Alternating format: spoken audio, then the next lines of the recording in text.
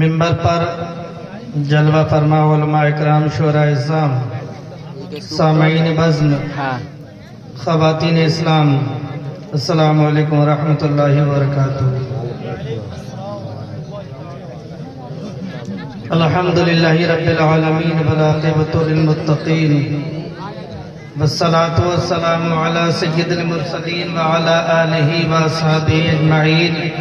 اما بعد فاعوذ باللہ من الشیطان الرجیم، بسم اللہ الرحمن الرحیم، وَاعْبُدُوا اللَّهَ وَلَا تُشْرِكُوا بِهِ شَيْئًا وَبِالْوَالِدَيْنِ إِحْسَانًا، صدق اللہ العظیم صدق رسولہ النبی الامین الکریم، وَنَحْنُ عَلَى ذَلِكَ لَمِنَ الشَّاهِدِينَ وَالشَّاكِرِينَ وَالْحَمْدُ لِلَّهِ رَبِّ الْعَالَمِينَ۔ آئیے سب سے پہلے ہمارا پاپا انعامدار مدینے کے تاجدار دونوں عالم کے مالک و مختار صلی اللہ تعالیٰ علیہ وسلم کی بارگاہ ناز میں صلاۃ و سلام کا نذرانہ عقیدت پیش کریں، پڑھیں بآواز بلند اللہم صلی اللہ سیدنا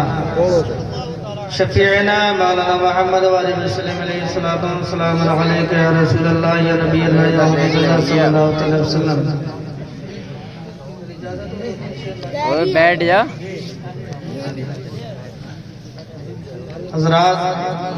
کچھ عرض و معروض سے قبل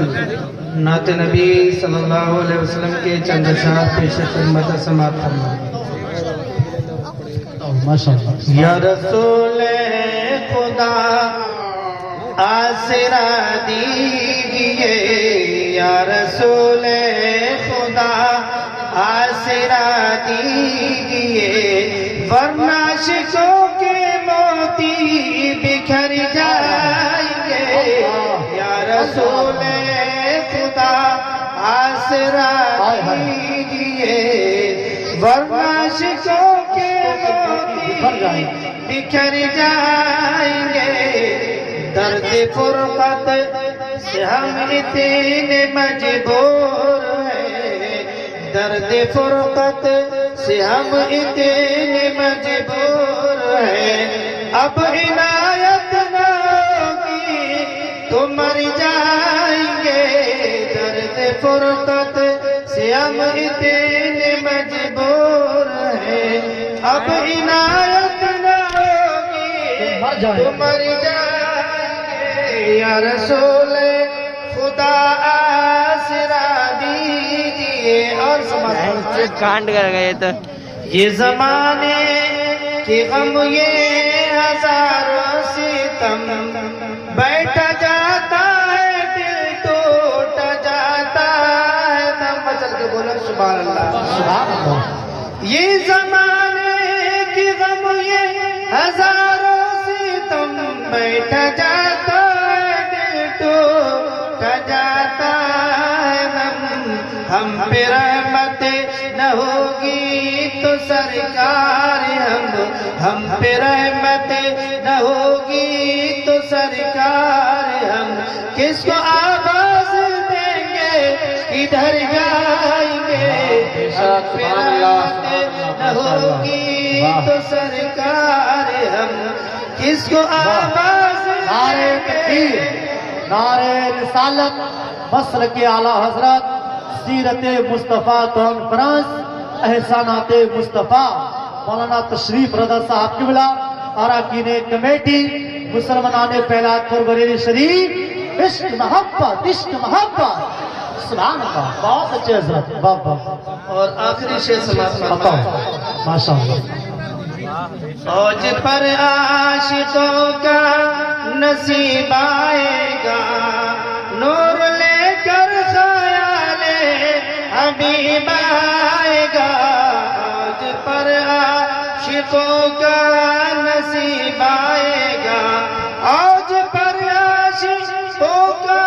نصیب آئے گا، نور لے کر خیال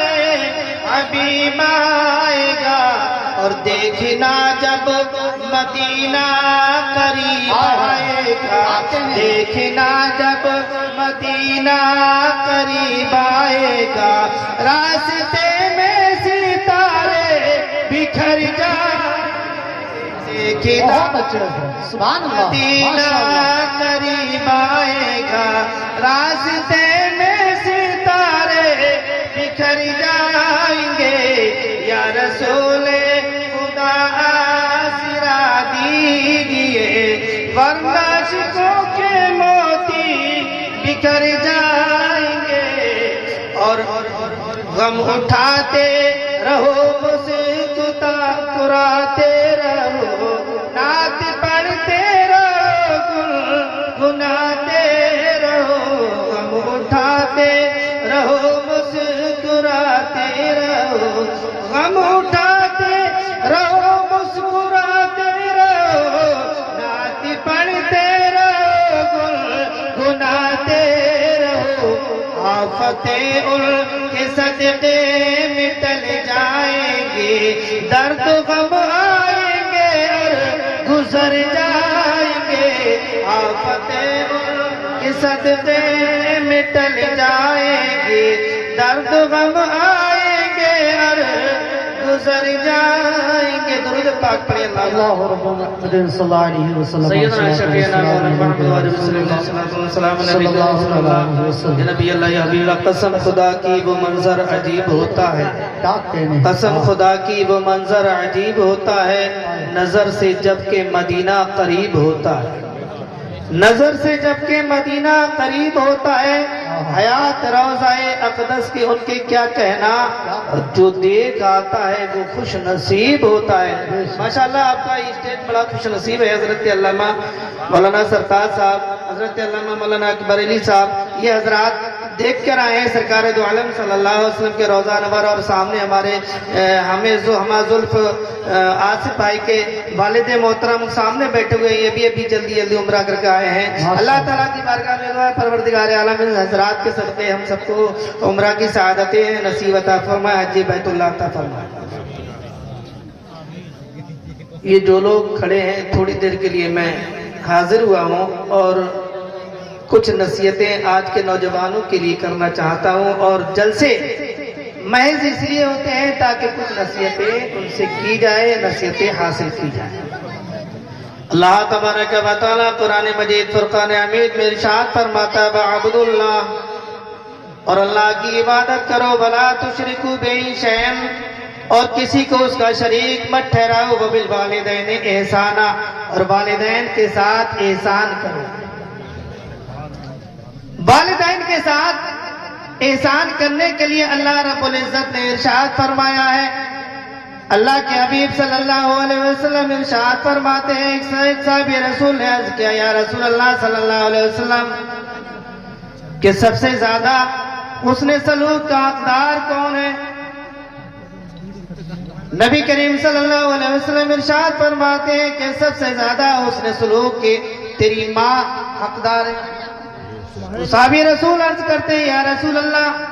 ثم من پھر کون پھر میرے آقا ارشاد فرماتے ہیں اموں کا تیری ماں ہے پھر اس کے بعد میں آقا علیہ السلام کی بارگاہ میں عرض کرتے ہیں ثم من پھر کون پھر میرے آقا ارشاد فرماتے ہیں کہ اموں کا تیری ماں ہے یہاں تک کہ ماں کے لیے 3 مرتبہ ارشاد فرمایا اس کے بعد اللہ کے حبیب صلی اللہ علیہ وسلم کی بارگاہ میں وہ عرض کرنے لگتا ہے ثم من پھر کون میرے آقا ارشاد فرماتے ہیں اموں کا پھر اس کے بعد تیرے والد ہیں حضرات محترم دیکھیے اللہ کے حبیب صلی اللہ علیہ وسلم فرماتے ہیں پھر اس کے بعد 4تھی مرتبہ فرمایا تیرے والد ہیں حضرات محترم والدین کا بہت بڑا حق ہے اللہ کے حبیب صلی اللہ علیہ وسلم ارشاد فرماتے ہیں کسی شخص نے عرض کیا ماں حق کا والدین علی بلدہا ماں حق الوالدین علی بلدہا اور اللہ کے حبیب صلی اللہ علیہ وسلم ارشاد فرماتے ہیں کہ کسی صحابی رسول نے عرض کیا کہ والدین کا اولاد پر کیا حق ہے تو میرے آقا ارشاد فرماتے ہما جنتوں کا بناروں کا وہ تیرے لیے جنت بھی ہے اور جہنم بھی ہے اچھا حسن سلوک کرے گا تو تیرے لیے وہ جنت ہے اور غلط جو استعمال کرے گا ان کی شان میں بے عزتی کرے گا تو تیرے لیے جہنم بن جائے گا صحابی رسول صلی اللہ علیہ وسلم عرض کر رہے ہیں یا رسول اللہ میں جنگ میں جانا چاہتا ہوں میرے آقا ارشاد فرماتے ہیں کہ تیری ماں زندہ ہے عرض کرتا ہے وہ عرض کرتے ہیں یا رسول اللہ ہاں ماں زندہ ہے میرا آقا ارشاد فرماتے فالزمھا فإن الجنۃ علی رجلھا تم اس کو لازم پکڑ لو اس کے قدموں کے تلے